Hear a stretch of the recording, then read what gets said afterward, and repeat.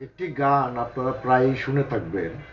সেই গানটি হচ্ছে দমাদম মাসকালান্দার। এই দমাদম মাসকালান্দার গানটি একটি আধ্যাত্মিক গান।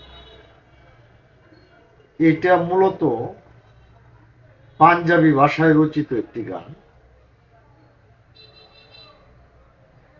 এটা পৃথিবীর বিভিন্ন দেশে বিভিন্ন শিল্পী এই গানটি গেয়েছেন। পাকিস্তানের যে সিন্ধ অঞ্চলের একজন সুফি, তার নাম হচ্ছে লাল বাবা শাহবাজ কালান্দার।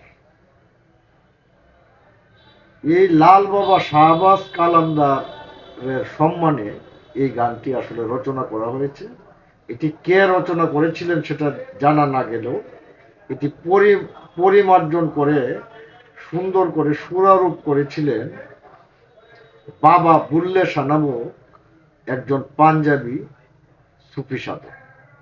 এই যে লাল বাবা শাহবাজ কালান্দার বা কালন্দর, তিনি মূলত হিন্দু এবং মুসলিমের ঐক্যের ভিত্তি স্থাপন করতে চেয়েছিলেন এবং তার সুফিবাদের যে দর্শন, সেই দর্শনটা ছিল ঐক্যের দর্শন।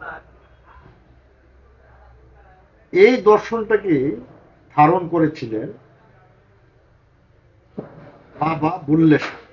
বুল্লে শাহর দর্শনে বাবা শাহবাজ কালান্দারের একটা ব্যাপক প্রভাব আছে। গত 2-4 দিন আগে, গত শনিবারে, এই বুল্লে শাহর যে একটি মাজার ছিল ভারতের মিসৌরিতে, পাঞ্জাব অঞ্চলেরই, সেইখানে একদল উগ্রবাদী হিন্দুত্ববাদী লোক, যারা রাতের অন্ধকারে হামলা চালিয়ে সেই মাজারে ভাঙচুর করেছে এবং তারা সেখানে স্লোগান দিয়েছে যে এই বুল্লে শাহকে পাকিস্তানে পাঠিয়ে দেওয়ার জন্য। এই বিষয়টা আসলে আমাদেরকে আহত করছে এবং যে আমাদের যে সাংস্কৃতিক ঐতিহ্য, সুফি ঐতিহ্য, এই ঐতিহ্যের উপরে একটা আঘাত। আমি এর প্রতিবাদ জানিয়ে রাখলাম।